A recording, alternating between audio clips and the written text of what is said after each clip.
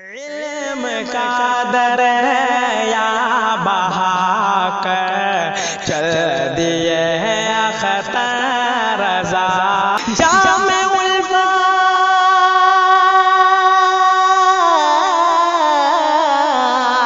ارے جام الفت کا پلا کے چل دیے اختر رضا۔ تیسرا دوست کون ہے؟ تیرا نیک اعمال جو تمہارے ساتھ تمہارے قبر تک جائے گا۔ اب ہم عمل کرنا نہیں چاہتے، دولت سے سب کو محبت ہے، چائے پلائیں گے تو ملا دوستوں کی ہسٹری کھڑی ہے، ایک نہیں ہزاروں دوست مل جائیں گے چائے پلانا اگر پلانا شروع کریں، اور دولت کے لیے ہم کچھ بھی بول دیں گے، مگر جو دوست ہمارے ساتھ قبر تک جائے گا اس سے کوئی دوستی ہی نہیں کرنا چاہتے، سب بھاگتے ہیں۔ نماز ہم پڑھیں گے نہیں، اس دوست سے سب بھاگتے ہیں، اور اس دوست سے بھاگنے کا انجام سمجھ لو آخری بات بس کی بات۔ تیسرا دوست کیا؟ عمل، اور عمل سے سب بھاگتے ہیں، عمل کوئی کرنا نہیں چاہتے۔ مولانا رضا المصطفیٰ نے کہا نماز پڑھنے والوں کو کتنا ثواب ملتا اور نماز چھوڑنے والوں کو کتنا آتا۔ نماز ہم پڑھیں گے نہیں، اگر نماز کا بیان ہو جائے ارے مولویوں کو کچھ آتا نہیں ہے، صرف یہی نماز روزہ حج زکات صدقہ ان کو صرف یہی آتا ہے۔ سنو آخری بات، ایک بڑھیا ضعیفہ خاتون کام کر کے جا رہی ہے، تیل خرید، بس آخری بات، اعمال جو نہیں ہے، عمل جو نہیں کرتے، نماز جو نہیں پڑھتی، ایک بڑھیا ضعیفہ خاتون تیل خرید کر جا رہی تھی، اچانک پاؤں زمین پر ٹھوکر لگی، تیل گر، جیسے تیل گرا تو عمر فاروق اعظم کی توڑ خلافت۔ عمر فاروق اعظم کون تھے؟ 22 لاکھ مربع میل پر حکومت فرمانے والے، 22 لاکھ مربع میل پر حکومت فرمانے والے عبقری شخصیت کا نام عمر فاروق اعظم، جس کے بارے میں سرکار فرماتے ہیں عمر جس راستے سے گزر جائے شیطان اس راستے میں داخل نہیں ہوتا۔ جس کے بارے میں سرکار فرماتے ہیں اگر میرے بعد کوئی نبی ہوتا تو وہ عمر ہوتا، وہ عمر جس کے دور حکومت میں آدھی دنیا میں اسلام پھیل گیا۔ اس عمر فاروق اعظم کے پاس عورت گئی، کیونکہ وہ عورت جانتی تھی یہ نبی کا غلام ہے، انصاف ملے گا تو اسی عدالت سے انصاف ملے گا۔ وہ عورت گئی، ضعیفہ خاتون پوری ہے، توجہ سے آخری ایک ہی بات ہوئی، سارا معاملہ حل ہو جائے گا، آپ سے نماز نہیں پڑھتے، ایک ہی پوائنٹ ہوئی، زیادہ بولنے کی ضرورت نہیں ہے۔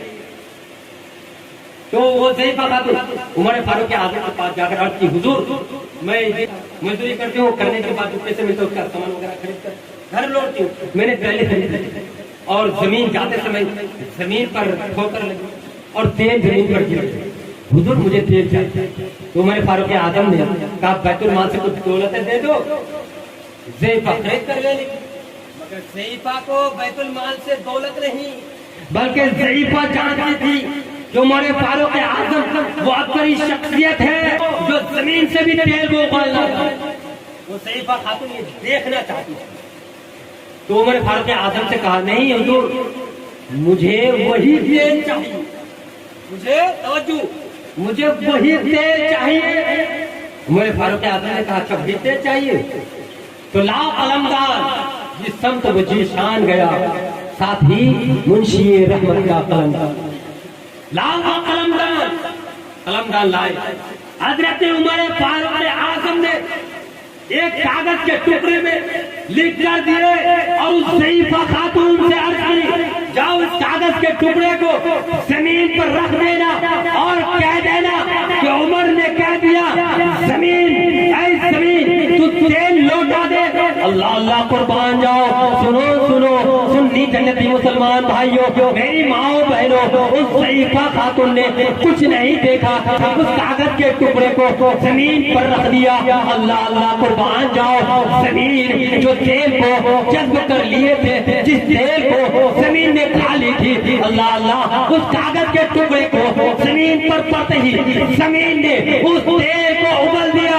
اللہ اکبر، اس تیل کو اس ضعیفہ خاتون نے اپنے برتن میں ڈال نکالنے کے بعد وہ ضعیفہ خاتون گھر کی طرف نہیں لوٹتی ہے، پھر عمر فاروق اعظم کی طرف لوٹتی ہے اور جا کر عرض کرتی ہے حضور کوئی خلیفہ کو آپ نے میرے ساتھ بھیجے نہیں، کسی کو بھی آپ نے میرے ساتھ بھیجے نہیں، آپ نے کوئی دعا کی نہیں، حضور ذرا یہ تو بتا دیجئے کہ یہ سفید کاغذ کا ٹکڑا ہے، اس میں آپ نے کیا لکھا ہے؟ حضور میں پڑھنا تو جانتی نہیں، حضور ذرا یہ تو بتا دیں کہ اس کاغذ کے ٹکڑے میں کیا لکھا ہوا ہے، کیونکہ آپ نے کوئی خادم کوئی غلام آپ نے میرے ساتھ بھیجے نہیں، صرف کاغذ کے ٹکڑے کو دیا اور جیسے ہی میں نے اس کاغذ کے ٹکڑے کو زمین پر رکھا تو زمین نے اس کاغذ کے ٹکڑے کو زمین پر رکھتے ہی اللہ اللہ زمین اس دیر کو اگل دیا۔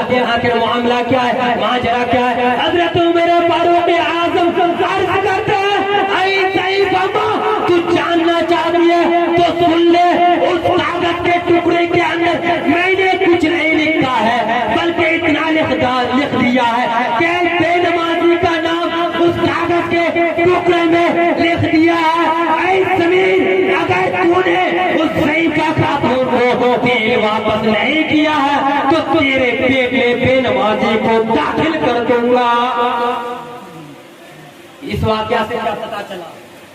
عمر فاروق اعظم نے کیا کہا کہ زمین اگر تو تیل واپس نہیں کرتی تو تیرے پیٹ میں تیرے سینے میں کسی بے نمازی کو دفن کر دوں گا۔ اب بتاؤ بے نمازی سے زمین بھی پناہ مانگی، اس واقعہ سے کیا پتا چلا بھائی؟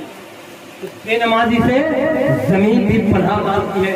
اس لیے میری ماں بہنوں میرے دوستوں بزرگوں نمازیں پڑھو، علماء جو بیان کریں اس کو سنو، اس پر عمل کرو۔